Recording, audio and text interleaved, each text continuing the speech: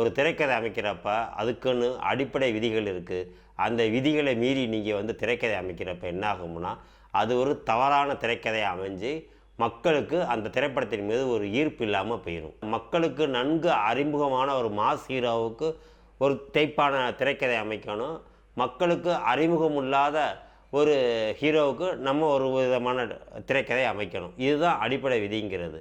அப்படிங்கிறப்ப ஒரு மாஸ் ஹீரோவுக்கு அமைச்சிருக்கிற ஒரு திரைக்கதையை நீங்கள் அறிமுக நாயகனுக்கு பண்ணாலும் சரி, அறிமுக நாயகனுக்கு பண்ணியிருக்க ஒரு திரைக்கதையை ஒரு மாஸ் ஹீரோவுக்கு பண்ணாலும் சரி, அது ரசிகர்களுக்கு ஒரு எடுபடாமல் போகும்னு சொல்லுவாங்களே, விருப்பம் இல்லாமல் போயிடும். அந்த படத்தை அவங்க வந்து ரசித்து பார்க்க மாட்டாங்க.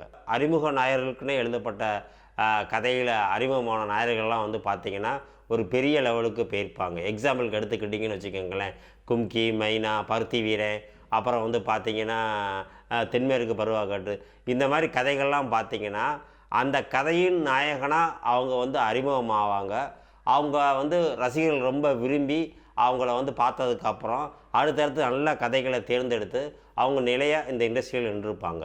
அதுக்கப்புறம் தான் பார்த்திங்கன்னா அவங்க ஒரு மாஸ் ஹீரோவாக ஒரு 10 பேரை அடித்து உதைக்கிறது, அந்தரத்தில் பறக்குங்கிற மாதிரி ஒரு மாசு படங்கள்லாம் எடுத்து அவங்க நடிச்சிருப்பாங்க.